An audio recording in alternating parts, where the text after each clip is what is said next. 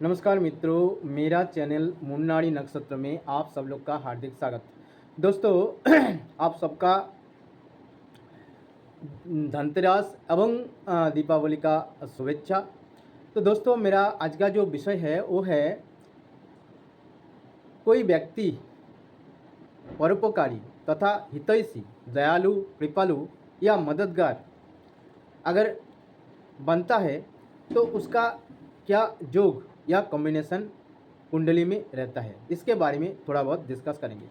अर्थात कोई व्यक्ति हेल्पफुल, मददगार होगा और दूसरे का अच्छा करेगा, भला करेगा, परोपकार करेगा, अर्थात बेनिवोलेंट या हेल्पफुल पर्सन, उनका कुंडली में कौन सा कॉम्बिनेशन या योग रहना बहुत ज़रूरी है।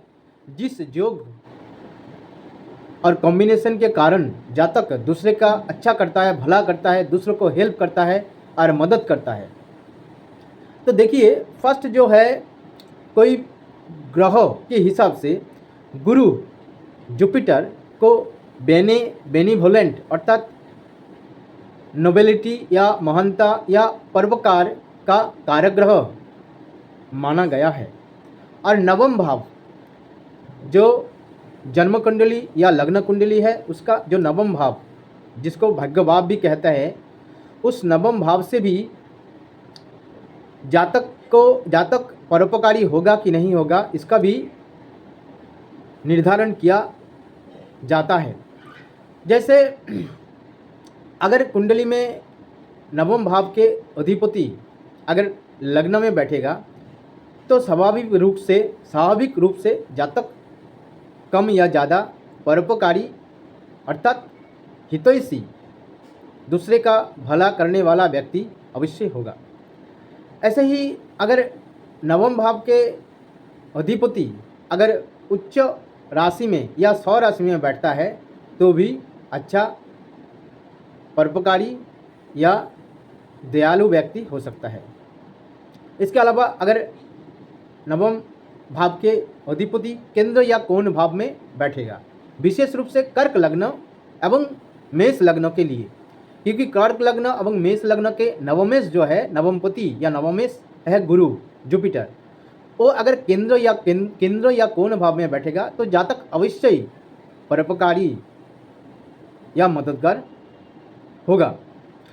इसके अलावा नवम भाव के ऊपर अगर गुरु का दृष्टि रहेगा तो भी कम या ज़्यादा, या लग्न में गुरु बैठेगा तो भी जातक कम या ज़्यादा परोपकारी तथा दयालु, कृपालु, परहितैषी ये सब बनेगा। इसके अलावा और भी क्या, द्वितीय भाव के अधिपति जो द्वितीय भाव सेकंड हाउस का लॉर्ड अर्थात द्वितीय, जब सूर्य के साथ युति करता है या सूर्य के सप्तम भाव में बैठे रहता है या सूर्य का दृष्टि में रहता है तो भी जातक परोपकारी अवश्य बनता है।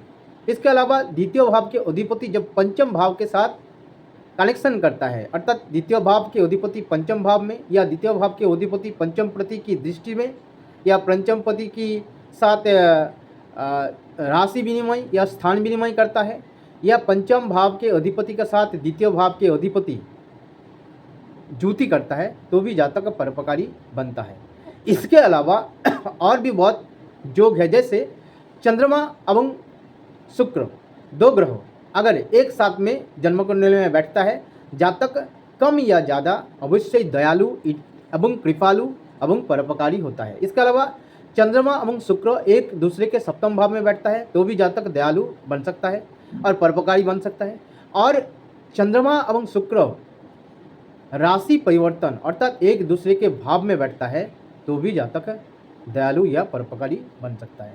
इसके अलावा अगर जन्म कुंडली में पंच महापुरुष जो योग है, पंच महापुरुष योग जैसे हंस योग, जैसे रुचक योग, भद्र योग, मालव्य योग और सस योग, ये जो पंच महापुरुष योग, जैसे पंच महापुरुष योग जैसे हंस योग, अगर गुरु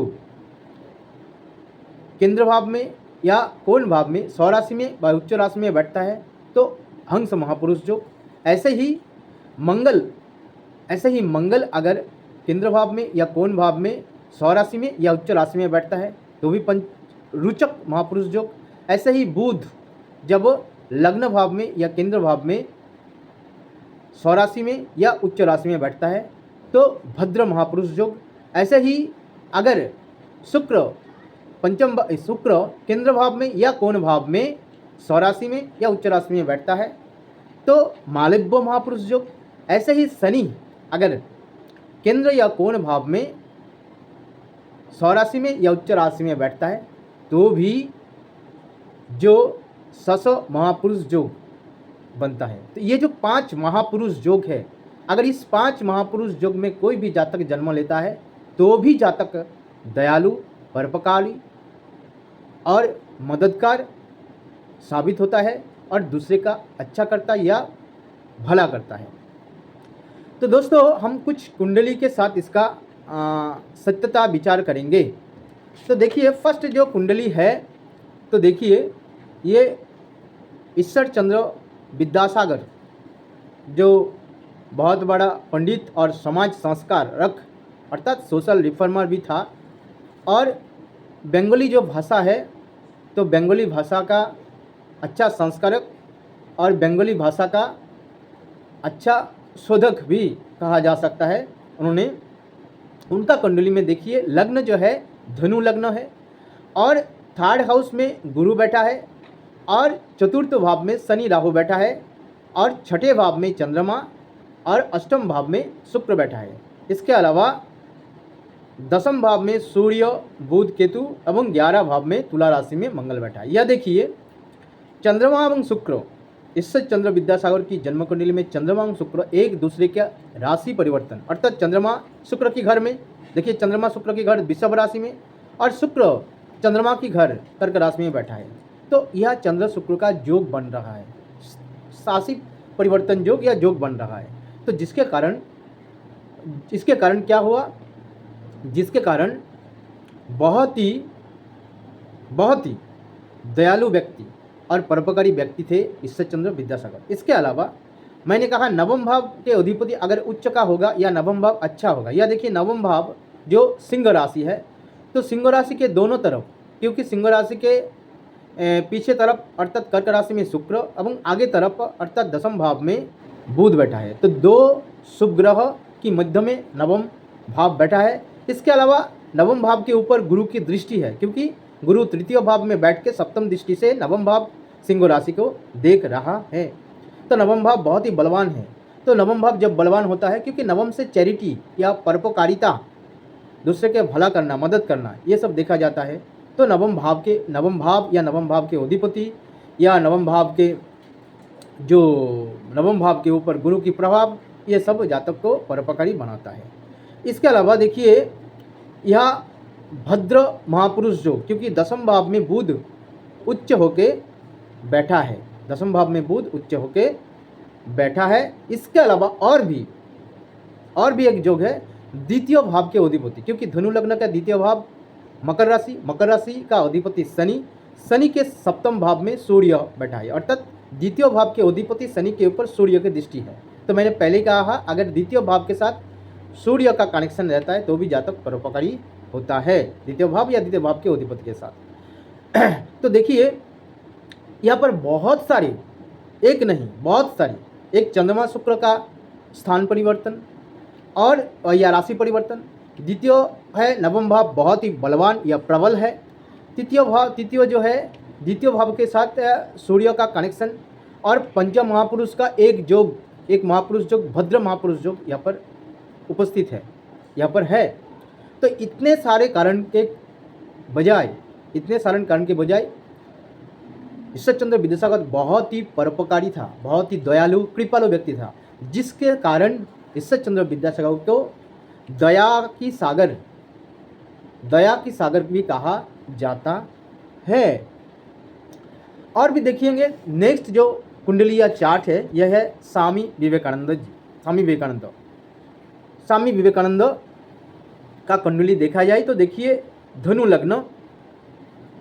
लग्न में सूर्य बैठा है और 2य भाव में बुध शुक्र बैठा है, पंचम भाव में मंगल स्वराशि मेष राशि में बैठा है, 6ठे भाव में केतु बैठा है और 10म भाव में चंद्रमा एवं शनि बैठा है और 11 भाव में गुरु बैठा है और द्वादश भाव में राहु बैठा है। तो यह देखिए स्वामी विवेकानंद का जो जन्म कुंडली का नवम भाव के अधिपति, नवम भाव सिंह राशि का अधिपति सूर्य लग्न में, धनु लग्न में बैठा है। तो नवम भाव के अधिपति जब लग्न में बैठता है तो भी जातक परोपकारी होता है। इसके अलावा और क्या है, इसके अलावा देखिए यह भी पंचम महापुरुष का एक योग, रोचक महापुरुष योग, क्योंकि धनु लग्न की पंचम भाव में मंगल स्वराशि में बैठा है। तो मंगल स्वराशि में या पंचम भाव में बैठने की वजह से रोचक महापुरुष योग भी बन रहा है। तो इसके कारण यह रोचक महापुरुष योग बनने की वजह से स्वामी विवेकानंद भी बहुत ही परोपकारी, दयालु एवं हितैषी, परहितैषी, दूसरे का भला करना और मदद करने वाला व्यक्ति थे। और देखेंगे नेक्स्ट जो हॉरोस्कोप, यह देखिए सर आशुतोष मुखर्जी। सर आशुतोष मुखर्जी का बंगाल का जो एजुकेशन सिस्टम है उनका बहुत बड़ा योगदान था और आधुनिक बंगाली जो शिक्षा है उनका जनक या फादर कहा जाता है। तो सर आशुतोष मुखर्जी, उनका कुंडली में देखिए सर आशुतोष मुखर्जी भी बहुत ही परोपकारी या हितैषी, परहितैषी एवं दयालु कृपालु व्यक्ति थे। उनका कुंडली में देखा जाए तो वृषभ लग्न है, लग्न की द्वितीय भाव मिथुन राशि में सूर्य बुध शुक्र बैठा है और पंचम भाव में शनि बैठा है और छठे भाव में गुरु राहु बैठा है। इसके अलावा मंगल एवं चंद्रमा 11 भाव मीन राशि में और द्वादश भाव में केतु बैठा है। यह देखिए उनका कुंडली में जो योग है ये है कि द्वितीय भाव के साथ सूर्य का अगर कनेक्शन होता है तो द्वितीय भाव में, यह देखिए द्वितीय भाव में सूर्य बैठा है और द्वितीय भाव के अधिपति बुध भी बैठा है और बुध भी पंचम भाव के अधिपति है। यह देखिए अर्थात द्वितीय भाव के साथ पंचम भाव के साथ, द्वितीय भाव के साथ पंचम का भी कनेक्शन है, द्वितीय भाव के साथ सूर्य के भी कनेक्शन है और द्वितीय के साथ भी सूर्य की कनेक्शन यह जुड़ती है। तो इसके कारण सर आशुतोष मुखर्जी भी एक बहुत ही परोपकारी, बेनिवोलेंट, जेनरस और दयालु कृपालु काइंड पर्सन थे। तो दोस्तों अगर ये सब कॉम्बिनेशन या ग्रह योग कोई भी व्यक्ति का जन्म कुंडली में रहेगा तो जातक अवश्य दयालु या परोपकारी होगा, इसका कोई भी अन्यथा नहीं होगा। तो दोस्तों मेरी ये छोटा सा प्रयास था। अगर मेरे ये छोटा सा प्रयास आप लोग का अच्छा लगा तो आप लोग लाइक कीजिए, शेयर कीजिए और मेरे ये जो छोटा सा चैनल है मून नाड़ी नक्षत्र, इस चैनल को अवश्य सब्सक्राइब कीजिए। नमस्कार।